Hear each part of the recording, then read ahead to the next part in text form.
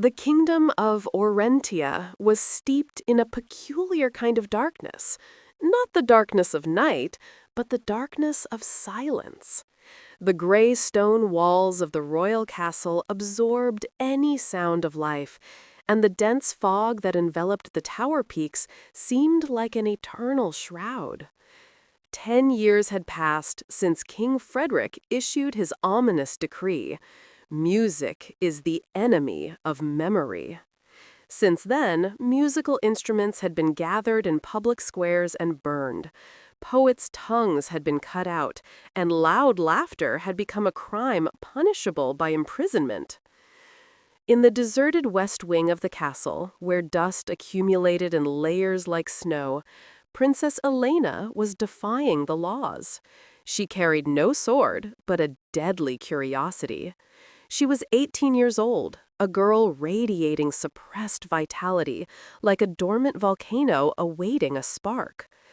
That night, Elena crept into the old attic, a forbidden place sealed since her mother's death.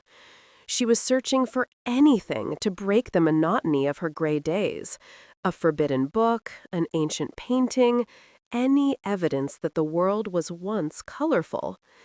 As she pushed aside a heavy, moth-eaten velvet curtain, she froze. A strange sound pierced the night's silence. It wasn't the usual whistling of wind through cracks, nor the creak of rusty doors. It was a rhythmic, harmonious sound, flowing with indescribable delicacy. It was a melody. She placed her hand over her mouth to stifle a gasp of surprise. The sound was coming from outside, seeping through a small, high attic window. It was a sorrowful melody, yet it carried a mysterious promise, as if calling her name. She approached the window, her heart pounding violently against her ribs. Who dared? Who possessed the audacity to play music in the shadow of the king's sound-hating castle? Suddenly, she heard heavy footsteps on the wooden stairs leading to the attic, the sound of military boots violently hitting the old wood. The melody outside stopped, replaced by terror within. "I know someone is here," a gruff voice thundered. It was Commander Garth, head of the Royal Guard, a man renowned for having ears like a wolf and a heart like stone. Elena froze. There was no escape. Garth's torchlight began dancing on the walls, drawing closer and closer. She looked around frantically. An old clothes trunk? No, he would open it. Behind the curtains? He would stab it with his sword, to be sure.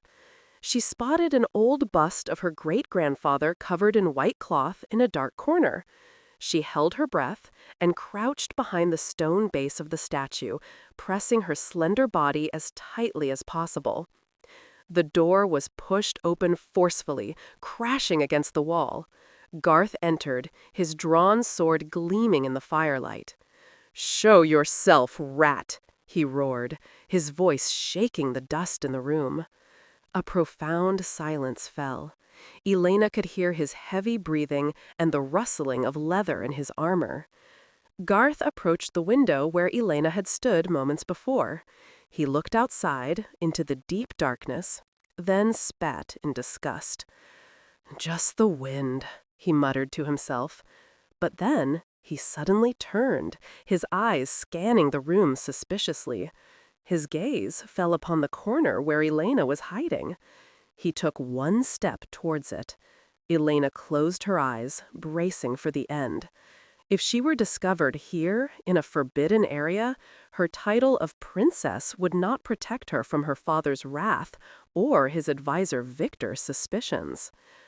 Garth stopped when he heard a shout from downstairs. "Commander! Intruder at the south wall!" Garth's face tensed, and he angrily returned his sword to its sheath. "I'll hang your heads if he escapes," he roared, running back the way he came. Elena remained in place for a full minute after he left, trembling like a leaf in the wind. But instead of fear, something else ignited within her. That melody? It was worth the risk. She brushed the dust from her dress and looked at the window again, her eyes gleaming with new determination. "I'll find you," she whispered to the darkness. "You mad musician, I'll find you."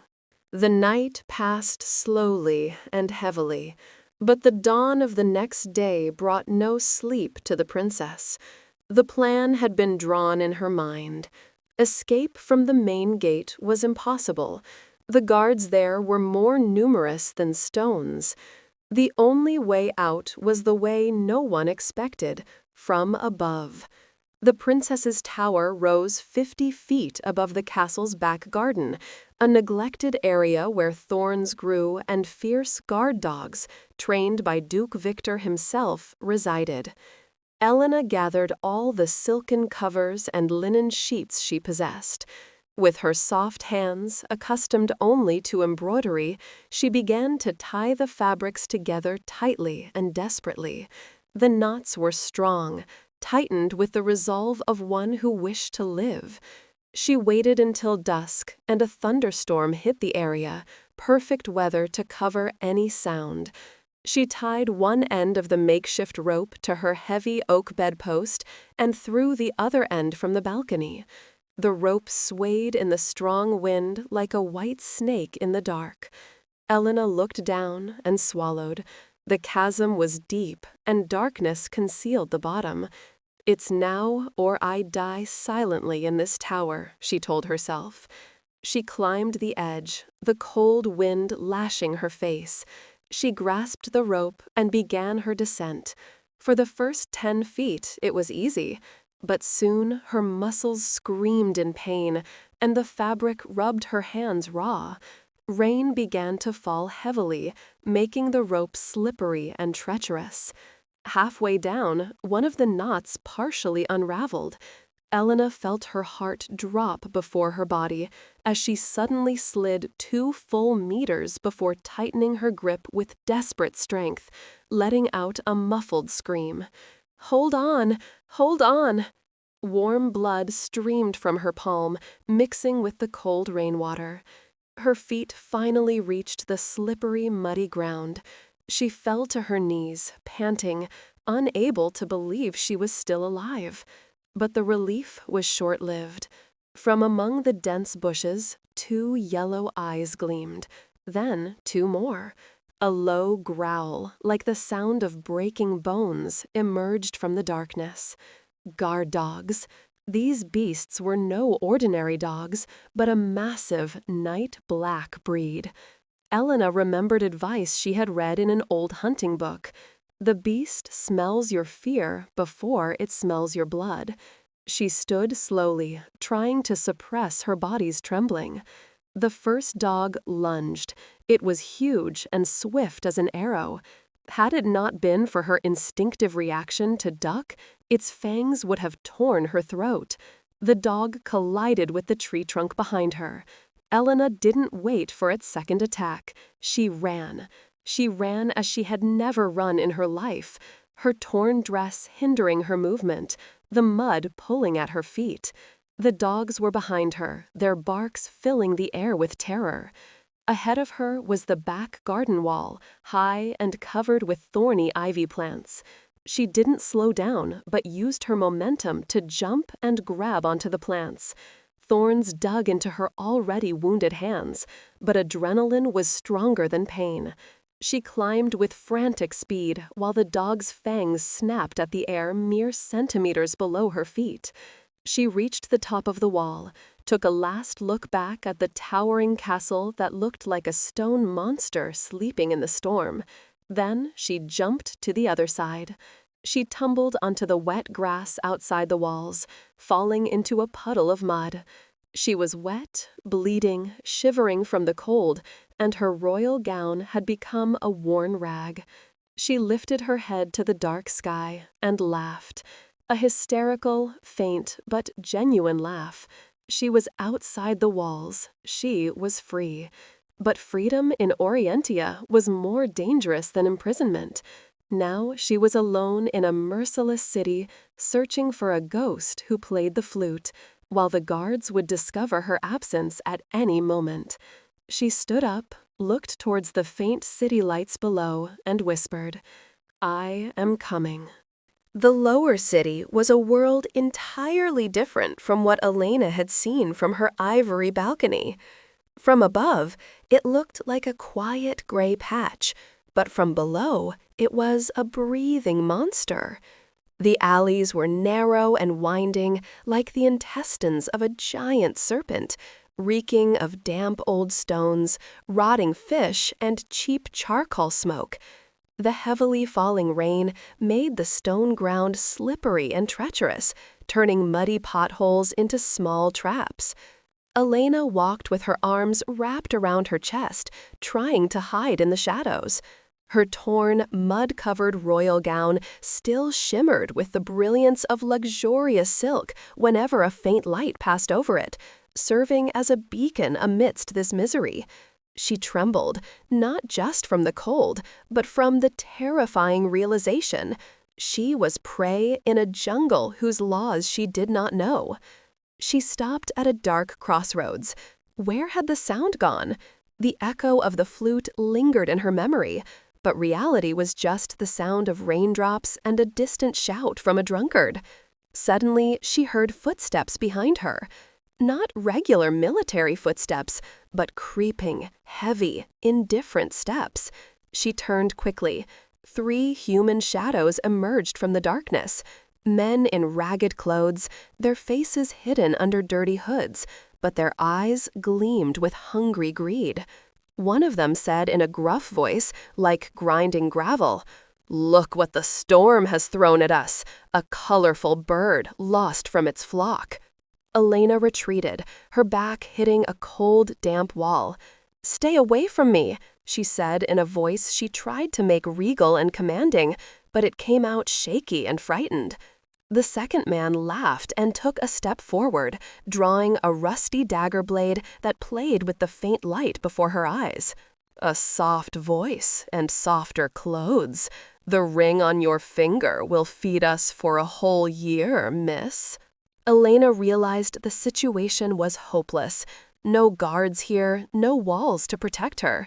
She closed her eyes as she saw the dirty hand reach out to grab her shoulder. At that crucial moment, the air changed.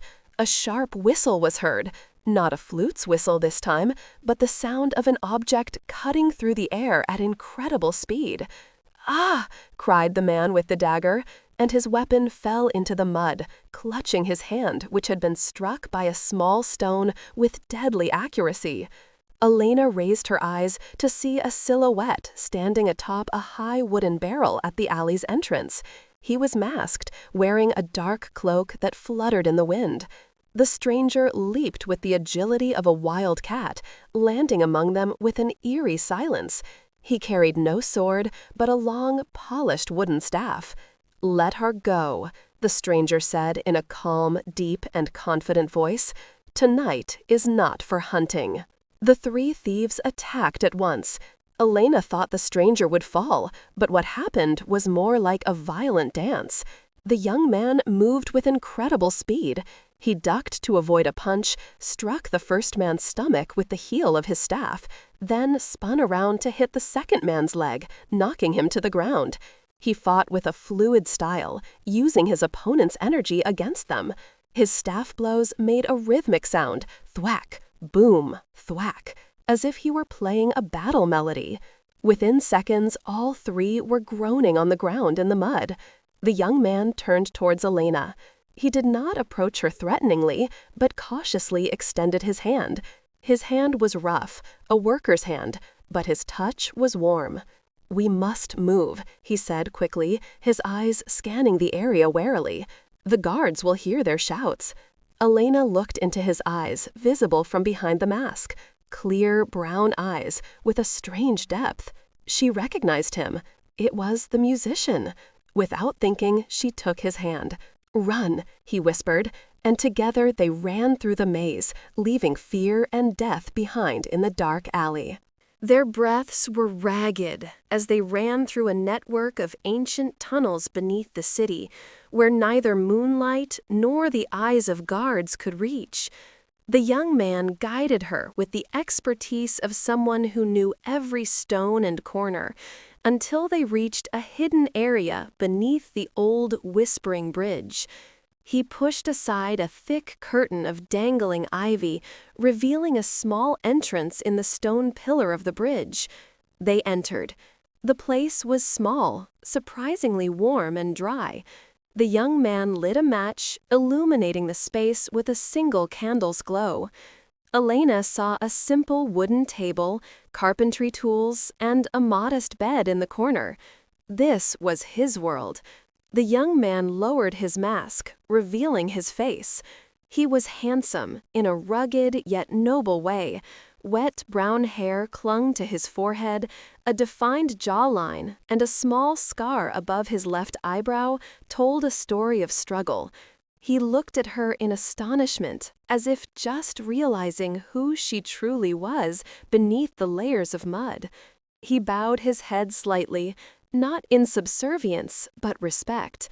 "My lady princess," he said in a hushed voice, "I did not expect it would be you hunting ghosts in the middle of the night." Elena sat on a wooden chair, trying to catch her breath. "And I did not expect the ghost who breaks my father's law to be a carpenter and a fighter." She looked at him seriously and said, "Your name?" "Gabriel, my lady."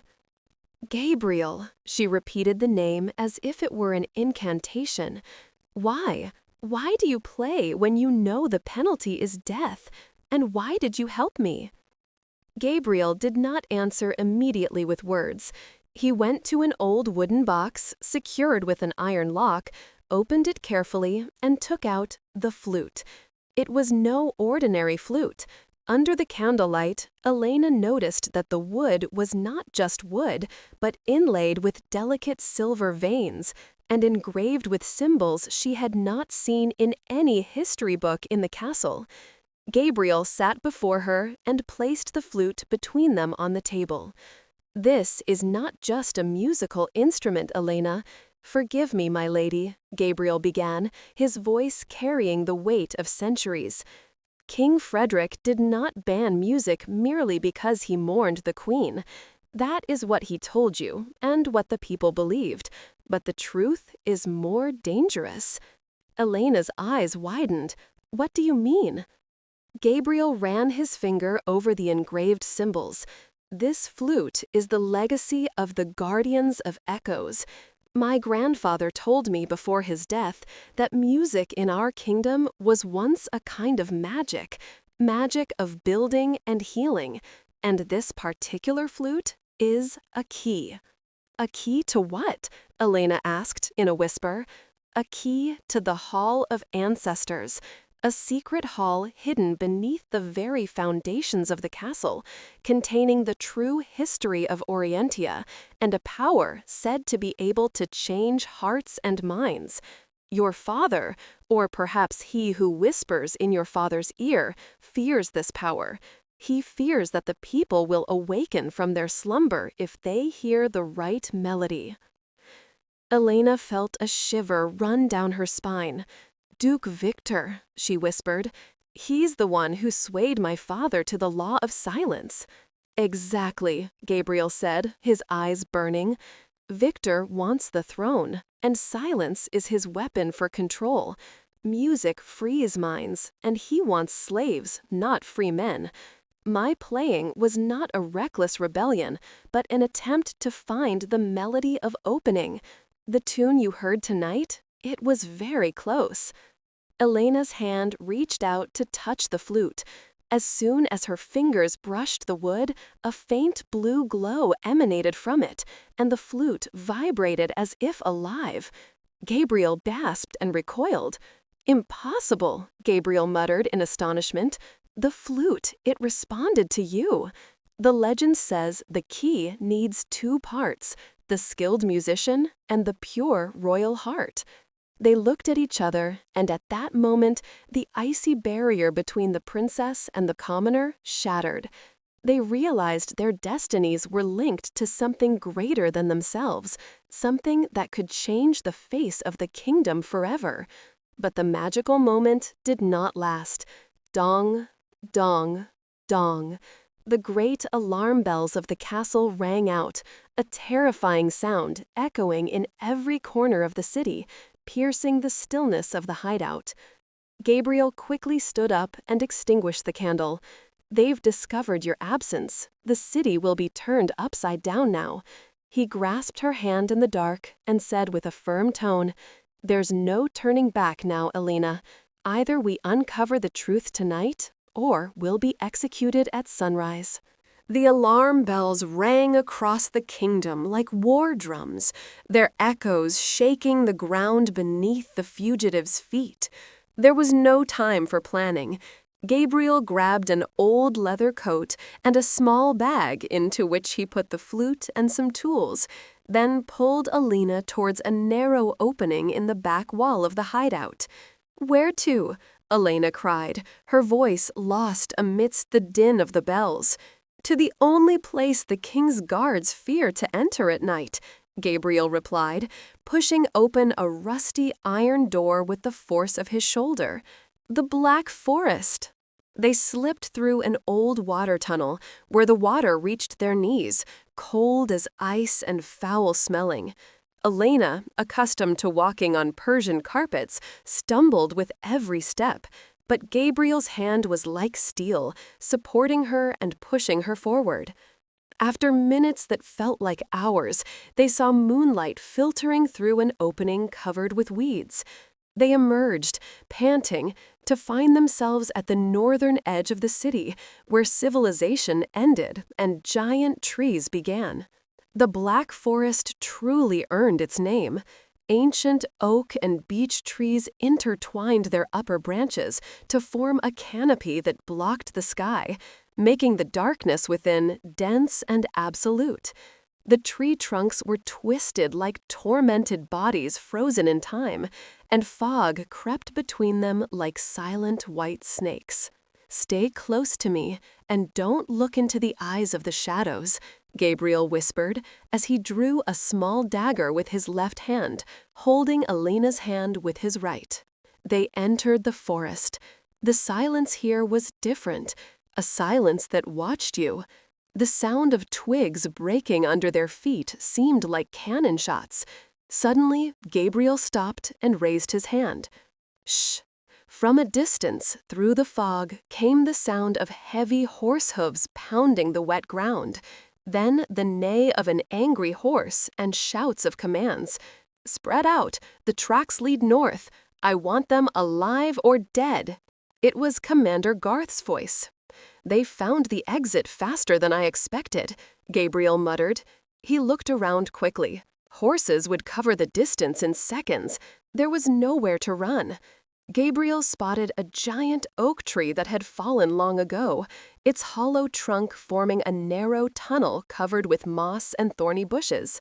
"Inside, quickly!" He pushed Elena towards the trunk. Elena crawled inside the rotting trunk, the smell of damp wood and insects filling her nose.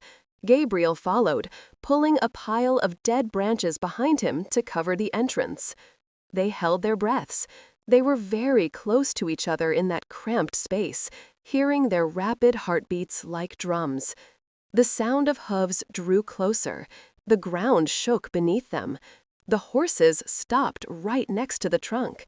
Through a small crack, Elena saw the huge iron hoof of a black horse pounding the ground mere centimeters from her face. "I see nothing here, sir. The fog is too dense," said one of the soldiers. "Search carefully," Garth roared. "The princess wears silk, and silk catches on thorns. Find me one thread, and I will find her." A long minute passed like an eternity. Garth's sword blade was plunged into the ground beside the trunk, as if testing the soil. Elena closed her eyes, bracing to scream, but Gabriel's hand gently covered her mouth, his eyes in the dark telling her, "Trust me." Garth pulled out his sword. "Let's go. Perhaps they headed towards the swamps. Move." The sound of hooves gradually receded until it disappeared.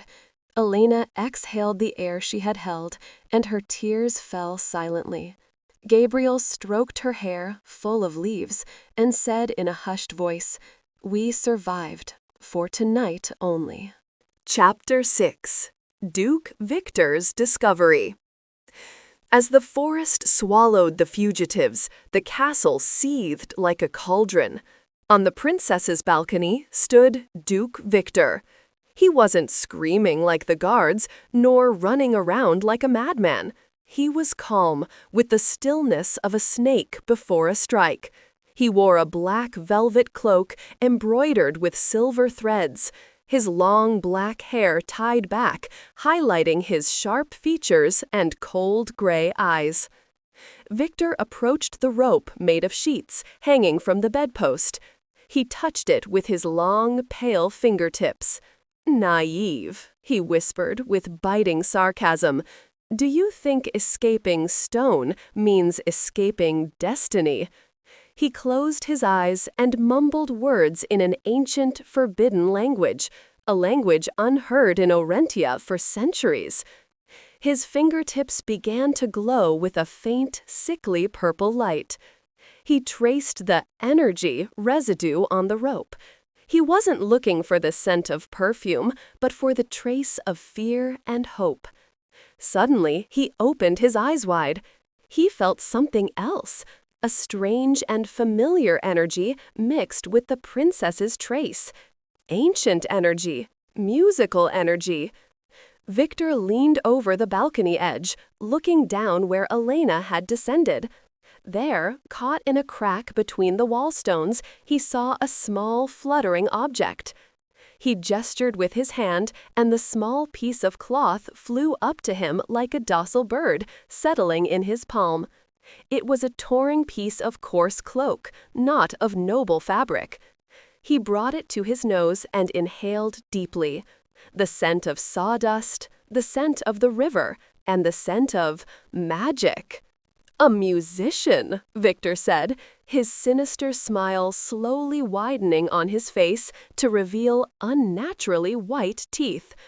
"I've finally found him, the lost heir of the Echo Guardians." Garth entered the balcony at that moment, panting and bowing respectfully. "My Lord Duke, we've combed the city. We lost their trail at the Black Forest's edge. I sent men in, but—" "No need, Garth," Victor interrupted, crushing the piece of cloth in his hand until it turned into black ash. "Chasing mice in the forest is a waste of time. Mice always return to the cheese." Victor looked at Garth with eyes gleaming with pure malice. The princess didn't escape alone. Someone helped her. The flutist you've been chasing for months. And since they've entered the forest, they're looking for something, or someone. Victor turned and entered the room, heading towards the princess's small library. "Tell the king I will handle this personally. I don't want an army of fools messing up my plan. I'll use something more precise." Victor took a small glass vial containing a viscous black liquid from his pocket. He poured a single drop onto the kingdom map spread on the table, specifically over the drawing of the Black Forest. The black drop moved on its own, like a living creature, crawling across the paper, leaving a thin line, heading towards a specific point deep in the icy mountains behind the forest. Victor laughed a low laugh that shook the room's curtains. They're heading towards the Ancestors' Cave. They want to fully activate the flute. He raised his head and looked at his reflection in the mirror. "Let them go. Let them open the gate for me.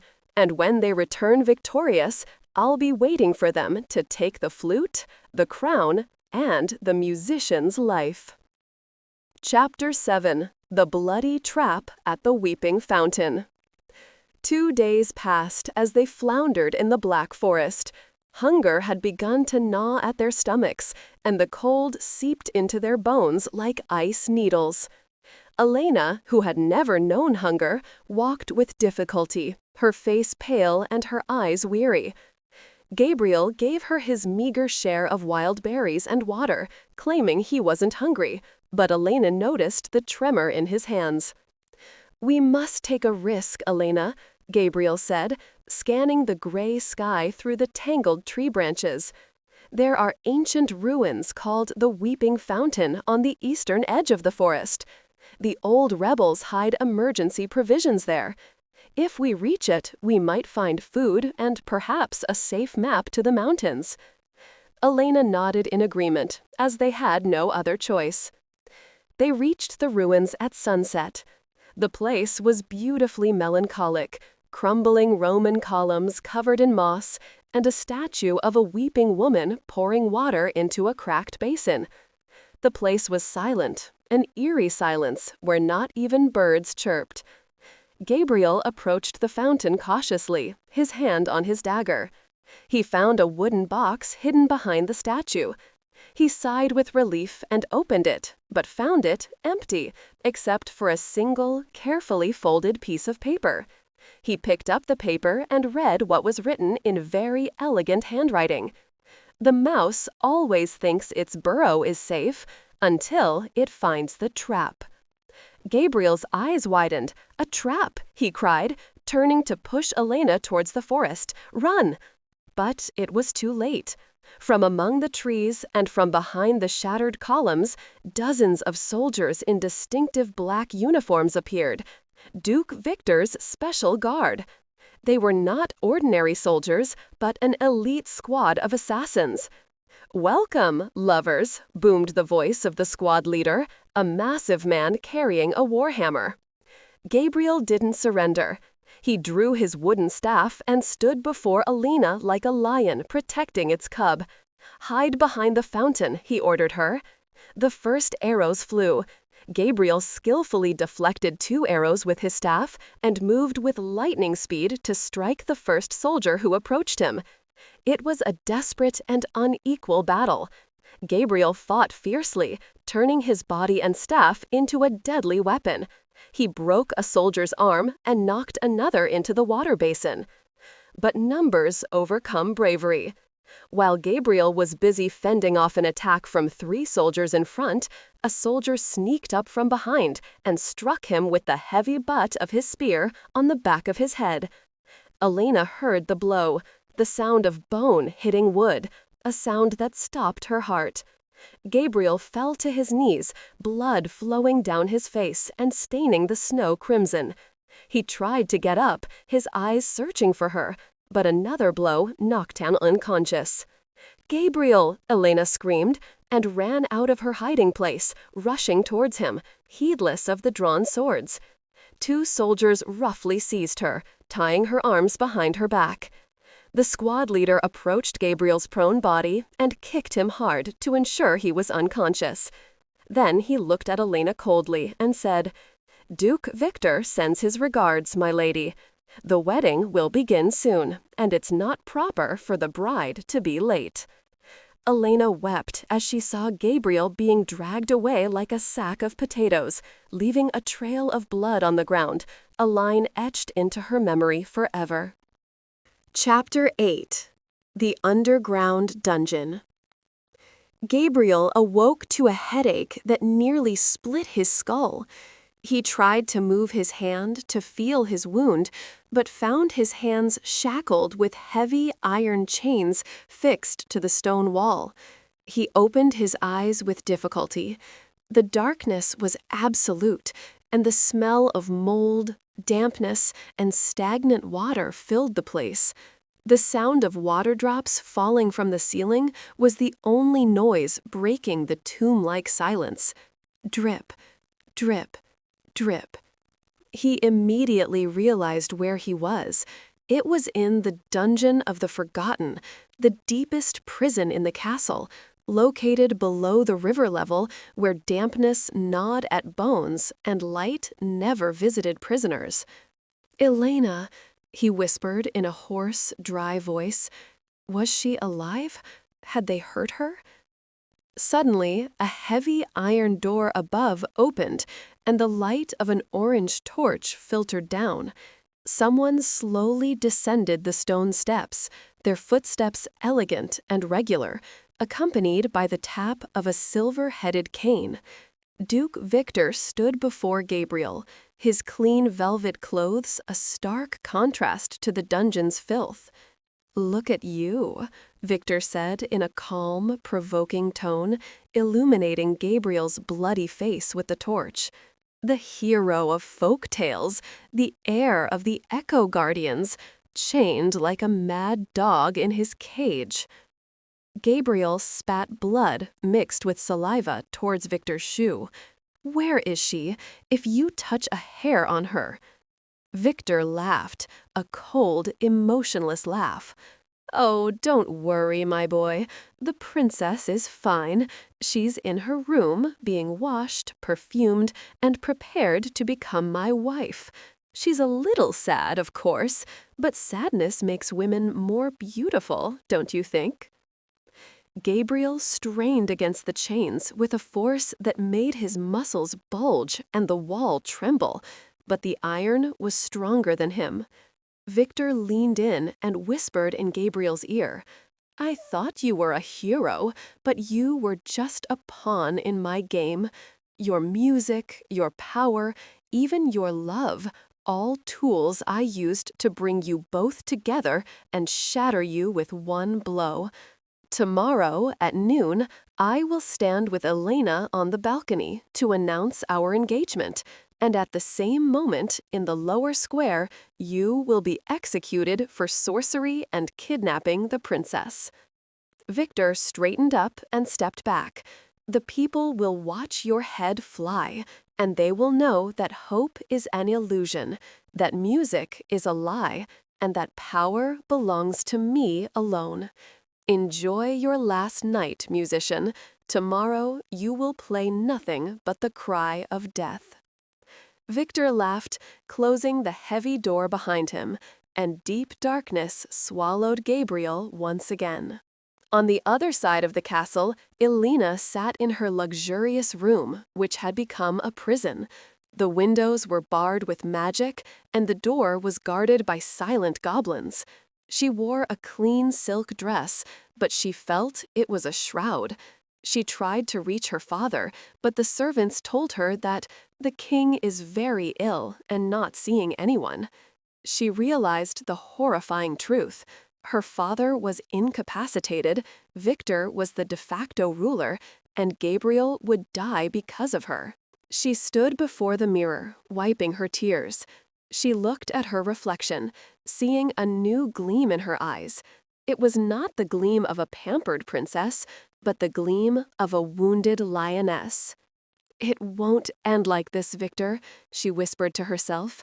"You thought you broke my wings, but you forgot I learned to fly from a musician who knows no impossible."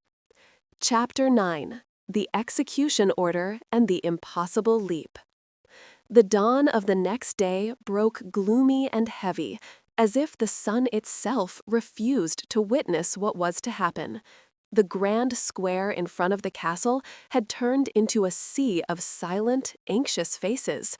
A high wooden platform, reeking of death, stood in the center, upon which a massive executioner wearing a black mask leaned on a broad axe that gleamed coldly under the gray clouds.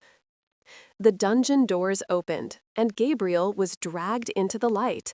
He walked with difficulty, his body covered in bruises and dry blood, his clothes torn, but his head was held high with unbreakable pride. As he passed through the crowds, he heard no screams or curses as Victor expected, but muffled prayers, and saw women silently wiping their tears. Gabriel, with his rebellious music, was a symbol of the hope they had lost. On the high royal balcony, Elena stood compelled, surrounded by two heavily armed guards. She wore a black dress chosen for her by Victor, and her face was pale as the moon. Duke Victor stood beside her, his hand possessively on her shoulder, and raised his voice to address the crowds. "People of Orontia, today we cleanse our kingdom of sorcery and treason. This man, who feigned poverty and innocence, enchanted the princess's mind and tried to abduct her to destabilize the throne. The penalty for treason is death." Gabriel ascended the platform steps. He looked at the executioner, then raised his gaze to the balcony. His eyes met Elena's. In that silent look, there was no farewell, but a promise. The executioner kicked Gabriel's knees to force him to kneel and place his head on the bloody block. The executioner raised his axe high. Thousands held their breath. A terrible silence fell, broken only by the flapping of castle banners. At that crucial moment, Elena screamed. It was not a plea, but a primal scream of rage, a scream that broke the imposed silence. No! Her scream echoed like a signal. A sudden fierce wind swept through, tearing the Duke's black banner from its pole and throwing it into the executioner's face. The executioner stumbled for a moment, and the axe wavered in his hand. That moment was all Gabriel needed. With a sudden surge of strength born of desperation, Gabriel rolled his body sideways to evade the axe, which fell and cleaved the wood right beside him. Before the guards could regain their balance, Gabriel headbutted the executioner in the stomach, knocking him to the ground. In a frantic move, Gabriel did not head towards the stairs, but ran towards the edge of the platform overlooking the back of the castle, where the raging river flowed beneath the waters, at a dizzying height. "Seize him!" Victor screamed hysterically. Arrows flew from all sides. An arrow struck Gabriel's left shoulder, but he did not stop. He leaped into the air, flying for a moment like a bird without wings before plummeting towards the roaring waters below. The crowds gasped. Gabriel's body hit the cold water with force, disappearing beneath the white foam, leaving behind Duke Victor seething with rage and a princess smiling through tears, knowing that the river might be a tomb, but it was also a path to freedom. Chapter 10. The Ice Beast. The icy current carried Gabriel's body for miles, tossing him among rocks and cliffs until it finally cast him onto a rocky shore covered in ice and snow. These were the Forgotten Lands, the forbidden northern region beyond the mountains, where humans did not live and where winter was eternal. Gabriel awoke coughing salt water. Pain tore at every part of his body. The wound in his shoulder bled slowly, and the biting cold began to numb his limbs. He tried to stand, but fell again. "I must move. If I sleep here, I will die," he whispered to himself, conjuring Elena's image to give him strength. He broke off the arrow shaft stuck in his shoulder and tied the wound with a piece of his wet shirt, then began to stumble amidst a growing blizzard. The scene around him was entirely white, desolate, and cruelly beautiful. Suddenly, he felt the ground shake beneath his feet. He stopped and listened. A heavy, deep breathing sound came from behind a nearby icy hill. Then the beast appeared. It was the legendary ice bear, a monster the size of a small hut, with thick white fur like armor, a single glowing blue eye in the middle of its forehead, and long tusks like curved swords. Gabriel froze. He had no weapon but a small dagger and a broken wooden staff he found on the shore. The bear saw him and let out a roar that shook the mountains and caused a small avalanche in the distance. The beast charged at him with terrifying speed, disproportionate to its massive size. Escape was not an option in this deep snow. Gabriel remembered his grandfather's wisdom. Strength is not always in muscles, but in the ground you stand on. Gabriel noticed the bear running across a frozen lake that separated them. The ice was thick, but it might not bear the weight of 2 tons of rage. Gabriel stood firm, provoking the beast with a loud yell and waving his hands. "Come here! Come, beast!" The bear increased its speed, its claws digging into the ice. When the beast was a few meters away, Gabriel raised the wooden staff and struck the ice beneath his feet with all his might. At a weak point, he noticed, where a thin crack appeared. The blow wasn't strong enough to break the ice, but the momentum of the charging bear completed the task. Crack! The ice split with a resounding sound beneath the beast's feet. The bear lost its balance, and its front paws fell into the frozen water. The beast tried to cling to the edge, but its weight dragged it down. The bear roared in anger and fear as it sank into the black waters until it disappeared beneath the surface, which slowly began to freeze again. Gabriel fell on his back, gasping heavily, his heart nearly stopping from terror. He had miraculously escaped. He looked ahead and saw something he hadn't noticed during the battle. At the foot of the opposite rocky mountain, there was a narrow cave entrance, emitting a faint, warm blue light, as if pulsating. Gabriel felt a strange warmth spread through his chest, and heard a sound in his head resembling the broken flute he owned. "Finally," Gabriel murmured as he crawled towards the light, "the ancestors' cave." Chapter 11. The Cave of Truth and the Test of the Soul. Gabriel crawled into the narrow cave entrance, leaving the blizzard howling behind him. As soon as he passed the entrance, everything changed. The biting cold disappeared, replaced by a pleasant warmth like the heat of spring sunshine. The narrow tunnels widened into a vast cavernous hall, its ceilings soaring hundreds of meters and disappearing into darkness, while the floor and walls were covered in thousands of gigantic crystal formations that pulsed with a sky-blue light, as if they were living, breathing hearts. In the center of the hall, on a raised platform of polished black stone, stood a halo of dense white light.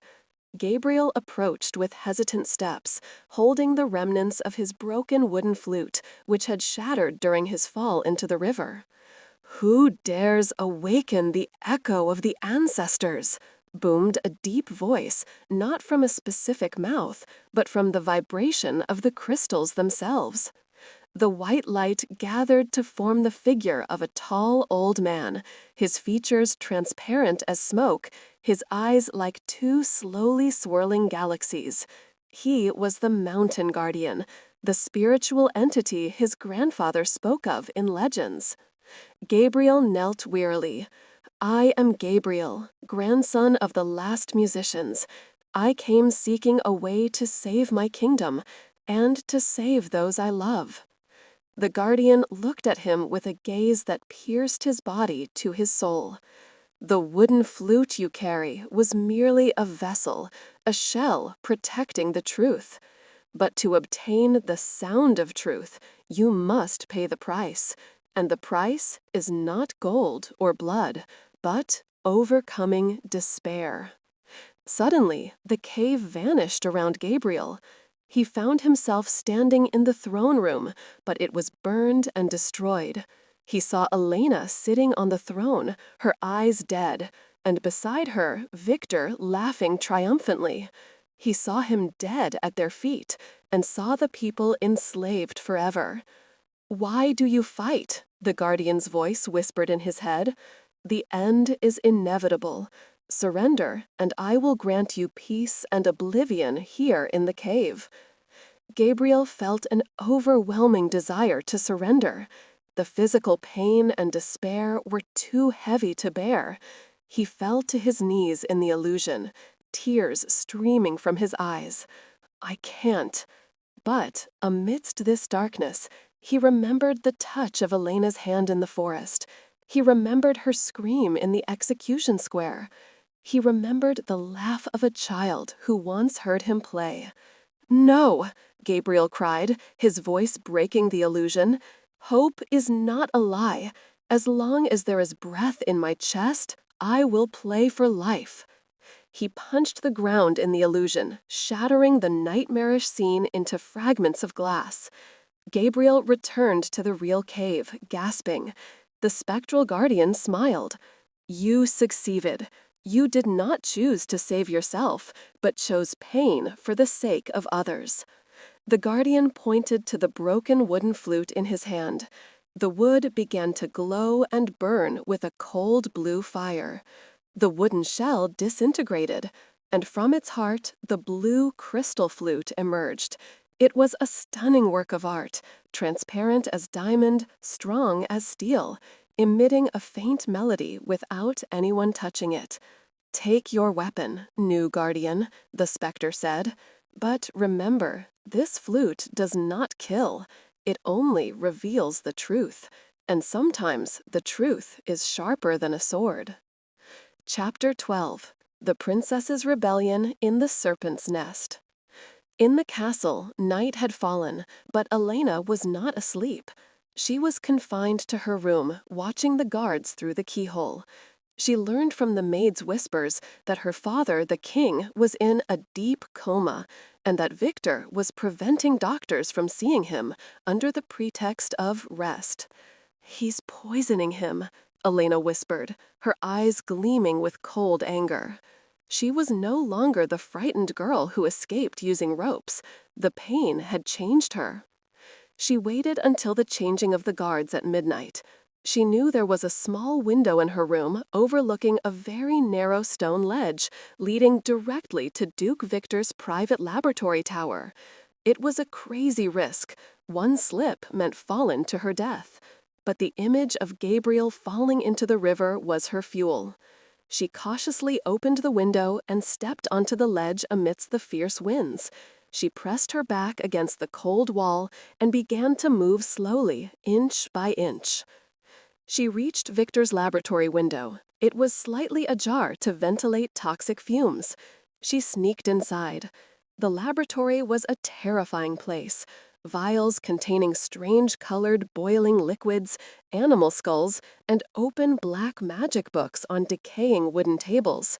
The smell of sulfur and death was suffocating. She frantically searched among the vials. "Antidote, poison, where do you hide it, you wretch?" She found a small golden vial hidden inside a human skull, inscribed with Victor's precise writing, "Elixir of Submission, for the King." Beside it was a blue vial labeled Antidote. Found it. She snatched the blue vial and hid it in her bosom. But before she could leave, she heard a sound behind her. "Caw!" She turned to find the black raven, Victor's spy bird, perched on a high shelf, its red eyes staring at her with cunning intelligence.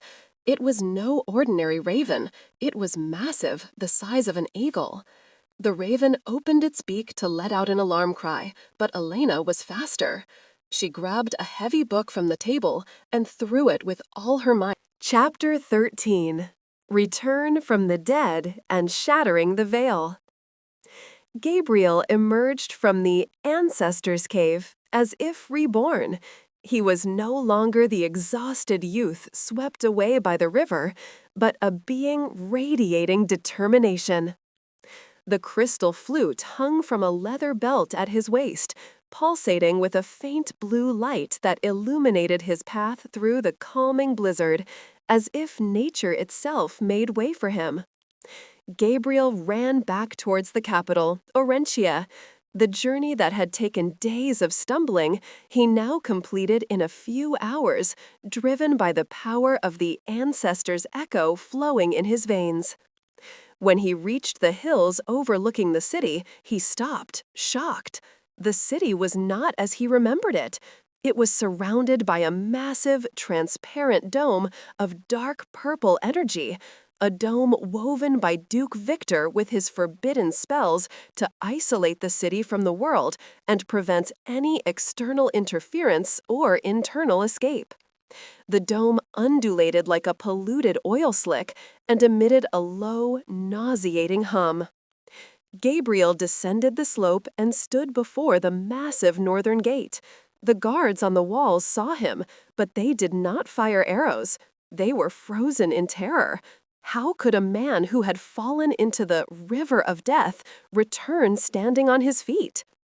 "Open the gate!" Gabriel shouted, his voice amplified by the magic of the place to be heard by everyone on the wall.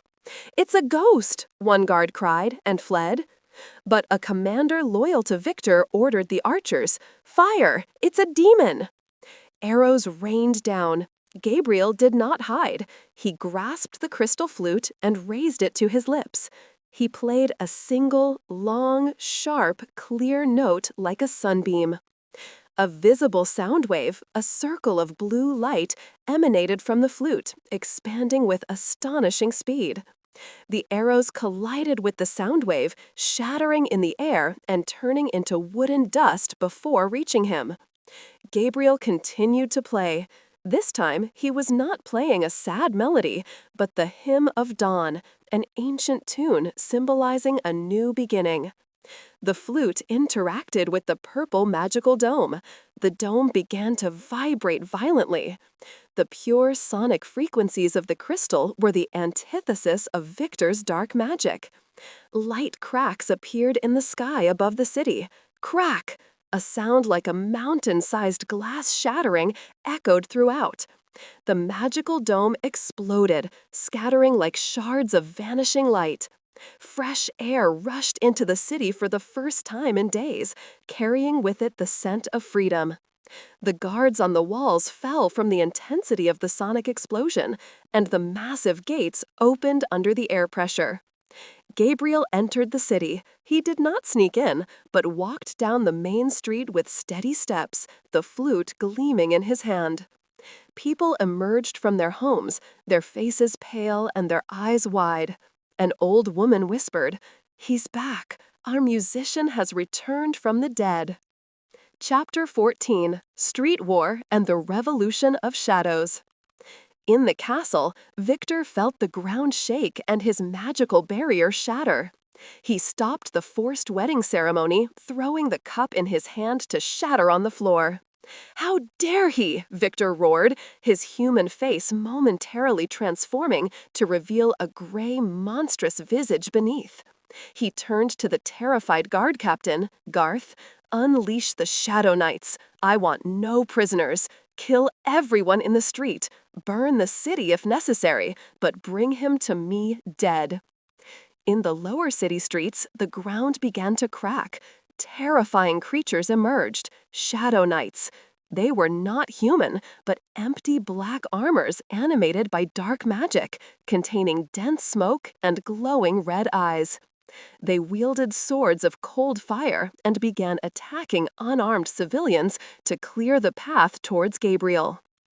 Gabriel saw the chaos. A child screamed as his mother tried to shield him from a Shadow Knight raising his sword. "No!" Gabriel cried and ran towards them. He leapt into the air and played a rapid, staccato offensive note. Concentrated sonic blasts shot from the flute, striking the knight's armor, exploding it and turning it into vanishing smoke. He saved the child, then stood in the middle of the square, shouting at the top of his lungs, addressing the hiding city dwellers. "People of Orentia, for years you lived in silence, fearing death, but you were dead while breathing. Victor has no power over you except your fear. Today, we play our final tune, the tune of freedom. Who is with me?" There was a moment of silence and anticipation. Then, a massive blacksmith emerged from his workshop carrying his heavy hammer. "I am with you, my son." And a baker emerged carrying an oven peel. And women emerged carrying stones and sticks. Fear turned into righteous anger. Street war erupted. It was not a regular army, but a human torrent. The people clashed with the Shadow Knights. Gabriel was at the forefront, playing a battle symphony. His melodies formed light shields protecting the rebels and unleashed waves that slammed into the monsters. The scene was epic. Music blared everywhere, mixing with the clang of swords and the shouts of the people. They fought their way through the burning market, then across the stone bridge, ascending the hill towards the castle. For every Shadow Knight that fell, 2 citizens took its place.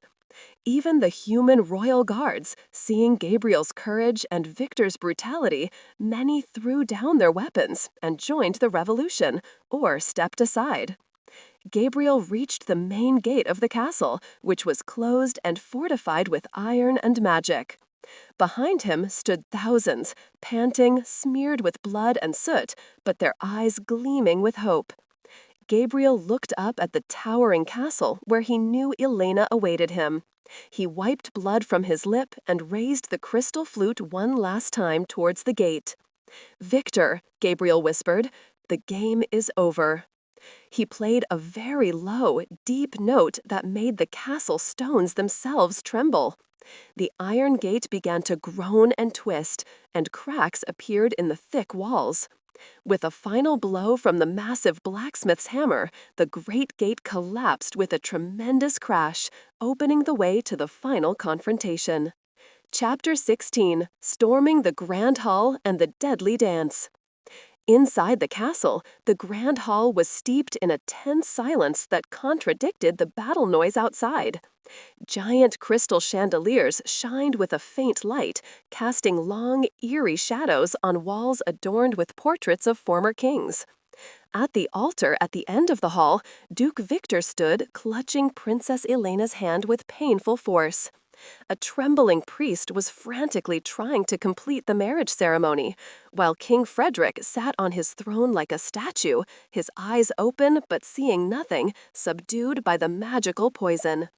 "Complete the ceremony!" Victor shouted at the priest, his eyes directed towards the massive closed doors, anticipating something. "But, my lord, the sounds outside," the priest stammered. "The outside doesn't matter. As soon as I place the crown, I will be the legitimate king, and no one will dare touch me." Suddenly, time stopped. Boom! The giant wooden doors of the grand hall exploded, shards of wood and iron scattering in every direction, as if hit by a cannonball. Dust and smoke poured in, and from their midst emerged the silhouette of a young man holding a flute glowing with a sky-blue light. Gabriel walked over the debris of the door and stood in the middle of the hall, alone facing the tyrant, while the rebels remained at the entrance, guarding his back from the remnants of the guards. "Victor!" Gabriel called out in a resonant voice that echoed among the marble columns. "Release her! Your crown of lies will not protect you today." Victor laughed, a sinister laugh that gradually turned into a savage growl. He pushed Elena aside, making her fall at her father's feet, and advanced towards Gabriel. "I thought the river swallowed you, but it seems you're as stubborn as a cockroach," Victor said, shedding his velvet cloak to reveal a black armor beneath, inscribed with red magical symbols. "You want a duel? So be it, but it won't be with swords." Victor raised his hands and mumbled dark words. A sphere of black lightning formed between his hands, and he hurled it towards Gabriel at lightning speed. Gabriel did not move to dodge it, but raised the flute and played the echo shield note. A transparent dome of sound formed before him. The black lightning struck it and dissipated with a sharp sizzle. "Impressive for a carpenter," Victor sneered, and began to unleash a barrage of fireballs and poisonous shadows. The grand hall transformed into a magical battlefield. Gabriel danced between attacks, playing rapid melodies that repelled Victor's assaults and sent furniture crashing into the evil sorcerer. Statues shattered, luxurious curtains were torn. In a corner of the hall, Elena crawled towards her father. "Father, father, wake up!" She shook him violently, but he did not respond. She remembered the blue vial she stole from the laboratory